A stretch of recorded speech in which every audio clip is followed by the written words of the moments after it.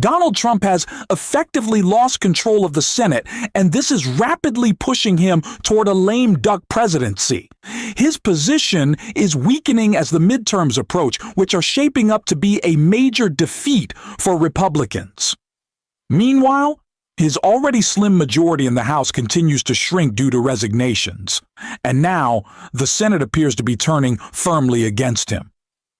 Increasingly, Republicans are breaking from Trump, this time in response to his politically motivated attacks on Jerome Powell. We're going to break all of that down.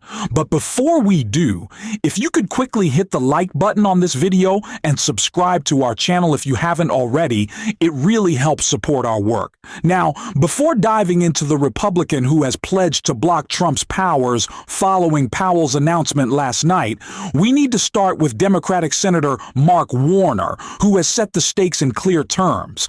I think this is a direct attack on the Fed. Jerome Powell is known as a pretty calm guy. The fact that he launched such a strong response, and we'll see what the markets react. How much more just kind of over-the-top, non-normal behavior before our whole system starts to break down. We've got ice in streets across America. We've got our country stretched in 6 different nations, our military stretched. We've got potentially blowing up NATO, and now the independence of the Fed.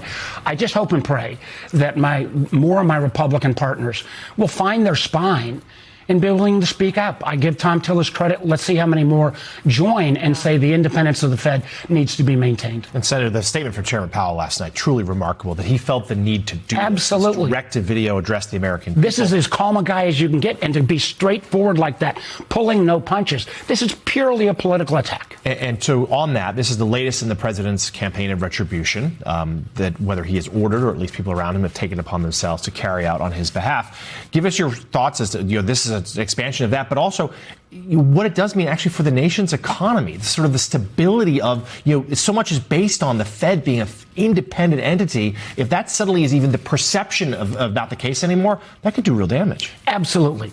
The stability of the dollar, the stability of our economy. We are the rock.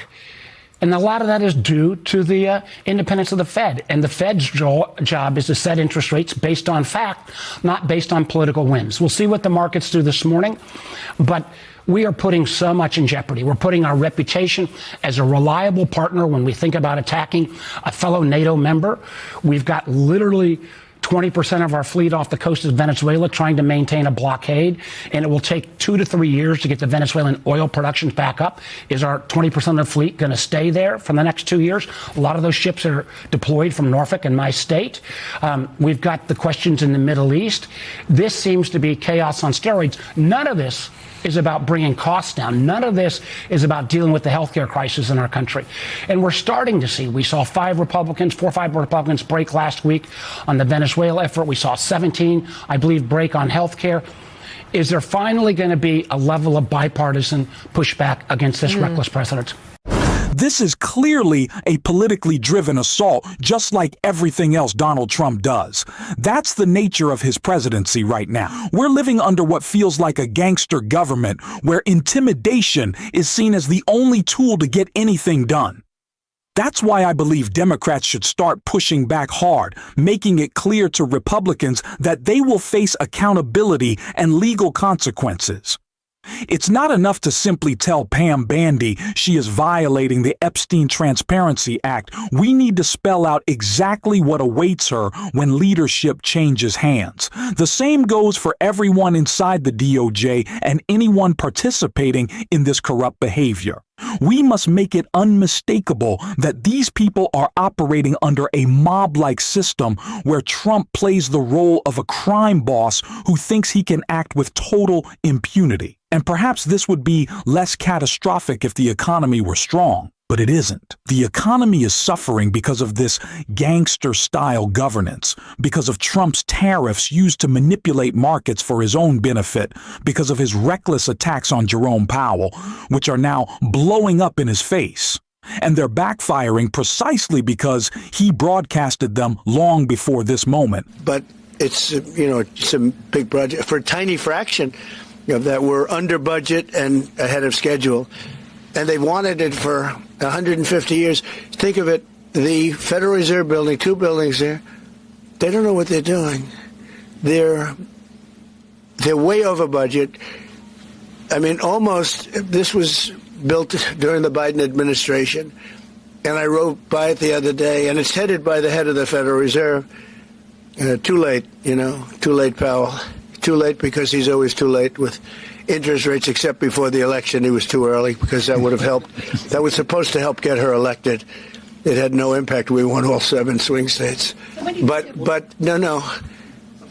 We're thinking about bringing a suit against Powell for incompetence. Because think of it, these aren't outstanding buildings. These are small buildings. He said $4 billion more. It's going to end up costing more than $4 billion. $4 billion. It's the highest price of construction. Again, Democrats, highest price of construction per square foot in the history of the world. There's never been. Gorgeous monuments are built for a much smaller price. So we're thinking about bringing a gross incompetence, what's called gross incompetence lawsuit. It's gross incompetence against Powell. And it was his baby.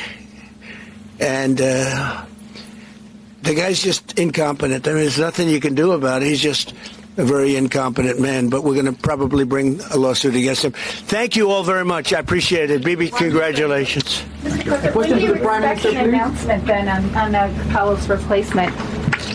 Donald Trump is politically motivated to go after Jerome Powell, and I am not a Jerome Powell fan by any means. This feels very much like a thanking James Comey, right?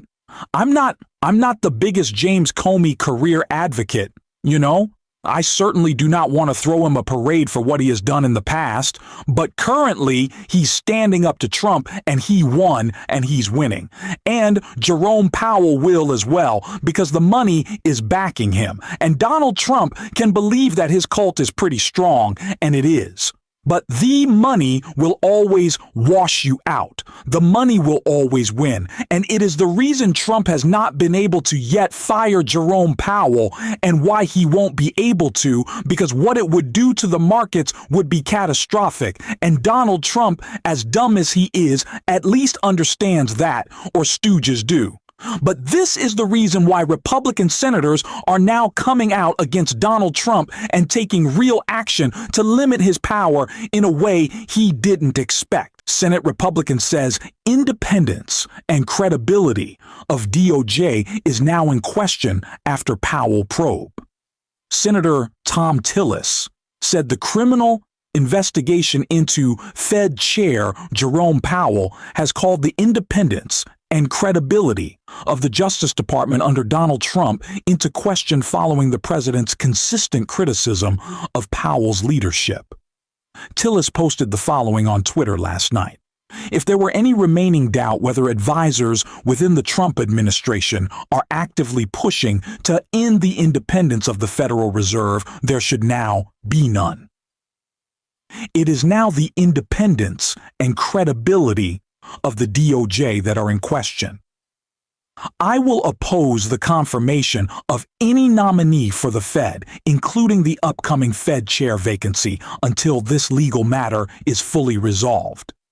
He made his remarks after the New York Times reported Powell was facing a criminal investigation over the multi-year renovation of the Fed building.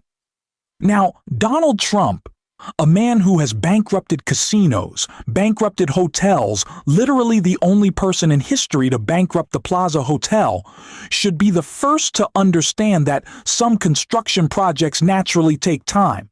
But that's not what's happening with the Federal Reserve building. It's not behind schedule by a decade. It's not massively over budget, and it isn't some mysterious mess. I know most of you already understand this because you actually pay attention and aren't trapped in a cult mindset, but it just needs to be said out loud. What Trump is doing here is painfully obvious. And honestly, that's how he operates. He likes to put his schemes right out in the open because he believes if he's blatant enough, the media won't treat it like a scandal. There's a difference between uncovering corruption and watching it unfold in real time, and Trump exploits that media failure constantly. But we're not going to just shrug and say, oh, that's Trump being Trump, when he commits wrongdoing in public. We're going to call it out. Which brings us to Tom Tillis. First, I have to laugh at the fact that Tillis suddenly thinks the DOJ's independence is in question. Now, after millions of unreleased Epstein files, after politically targeting Adam Schiff, James Comey, and Letitia James, now he's concerned? Give me a break. People are acting like Tillis is some brave rebel who suddenly doesn't care anymore and is breaking free. But the truth is, he could have done this all along. I'm increasingly unimpressed with Republicans who only grow a conscience once their careers are over. If you're only willing to do the right thing when there are no consequences left, that tells me everything I need to know about your character. Still, I'll give Tillis credit for what he's doing now. He's pushing back against Trump on Venezuela. He's fighting Trump's interference with the Fed, and that matters. It shows Trump's political power is shrinking fast. Even Mike Johnson was told he's just a rough flu season away from losing the House, and in the Senate, things are getting even more uncertain. This could go anywhere. But while Republicans want to rant endlessly about fraud, what they don't want to admit is that Donald Trump himself is the fraud, trying to bankrupt you, the economy, and the country. Which is why I'm so glad Jasmine Crockett is talking about real fraud and calling it out directly. We're living through the most corrupt presidential administration in American history, a $300 million ballroom, a $230 million payout from the Department of Justice because the president got his feelings hurt because he had to be investigated for being a criminal. Hundreds of thousands of taxpayer dollars spent at Trump-owned properties around the country, Trump-branded wine being sold at the Coast Guard exchanges, American taxpayer dollars being spent on DHS propaganda ads on Truth Social, awarding federal contracts to corporations in exchange for campaign contributions. Kash Patel flew his girlfriend around the country on a multi-million-dollar jet that taxpayers paid for. Kristi Noem gave companies she's affiliated with hundreds of millions of tax dollars, then went out and spent another $200 million on 2 private jets for her travel. For 12 months, this administration has been taking billions of taxpayer dollars from American people and have been giving it away to their own companies in the form of tax cuts, government contracts, or other government-funded subsidies. So Congress has a role in getting rid of fraud, I will admit that, in any federally funded government program. However, I think the fraud that the American people are concerned about is that the Republicans are taking away Americans' health care so that ultra-billionaires can get more tax cuts. The real fraud is the dehumanization and demonization of the working-class Americans and immigrants to distract folks away from corporate socialism that's happening because of the Republicans. So this is truly the definition of throwing away the baby with the bathwater. The Republican philosophy is that if the cost of living for the average American increases, they're on their own. But if the cost of doing business increases for the wealthiest people on earth, well, then it's the government job to bail them out. Donald Trump is the fraud. He has enriched himself and his family by billions of dollars, and it doesn't just come out of nowhere.